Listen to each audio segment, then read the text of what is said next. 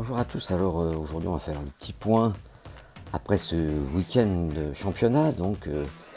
Nous sommes concentrés cette saison sur la 3e ligue et plus particulièrement sur le groupe 5, région Bienne Jura-Bernois, et on va faire une petite analyse des premiers résultats puisque c'était la 2e journée et il y a donc des équipes qui ont 2 victoires à leur compteur. C'est le FC Longeau ou Lengnau, selon si on est suisse allemand ou pas. Il y a le FC Azzurri B, mais qui ressemble plus à un FC Azzurri A, car l'effectif est pratiquement celui de la saison dernière qui jouait en 2e ligue. Le FC Nido, qui également a gagné ses 2 matchs. Et juste derrière, à 2 points, il y a le FC Franche-Montagne.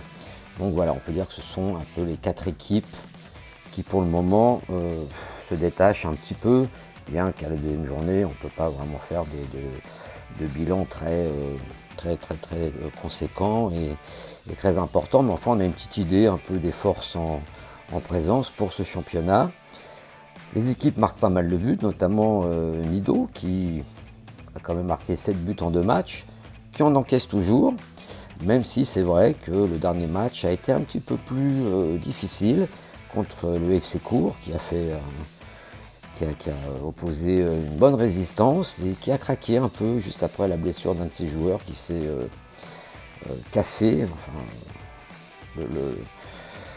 le fameux tendon d'Achille, et ça semblait pas être la première fois pour ce joueur, donc voilà, on lui souhaite déjà un bon rétablissement.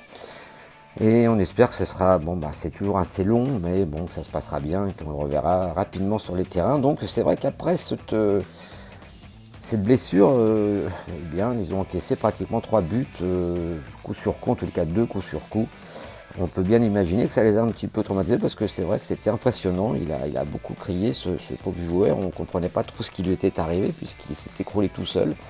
Et après, quand on a su que c'était une rupture du tendon, évidemment, tout s'explique. Donc voilà, le FC Nido qui a l'air pas mal parti. Lengnau Longeau, donc peut-être l'équipe surprise qu'on n'attendait pas forcément comme ça déjà si tôt. Et, ça promet quand même un championnat très serré. Il y a de très bonnes équipes. En même temps, donc, on a Azzurri qui sera un prétendant très sérieux à la montée, sachant qu'il n'y a qu'une équipe qui monte. Donc ça va être chaud les marrons, comme l'on dit.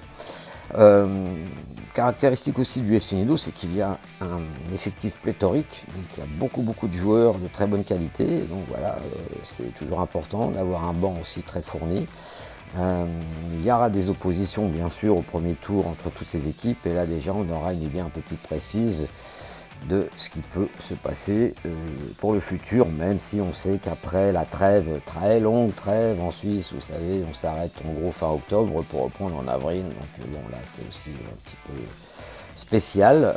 C'est un autre championnat qui commencera, dans le sens où il faut repartir à zéro, refaire une préparation, et parfois il y a aussi des transferts, des joueurs qui changent de club, enfin bon voilà.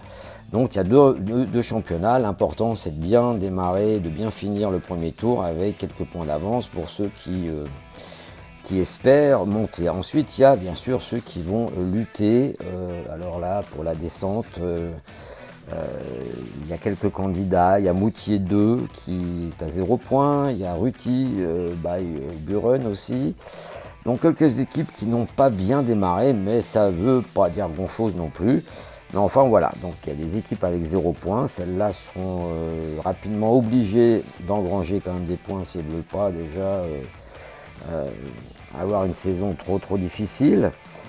Donc un championnat c'est le groupe 5 de cette 3e ligue région Bienne-Jura qui semble et qui se montre déjà très indécis, avec, on va peut-être dire quand même, il y aura peut-être 2 championnats, les équipes qui vont jouer cette montée et celles qui vont se battre pour ne pas descendre, sachant qu'il y a 12 clubs, 12 équipes dans ce groupe, donc ça va vite.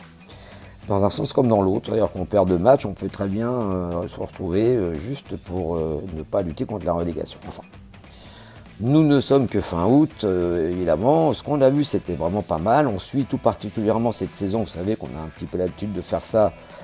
Donc le FC Nido, où là, ils peuvent toujours en gros se reposer sur leur buteur Ben Kuffer, qui reste un buteur, un serial buteur incroyable.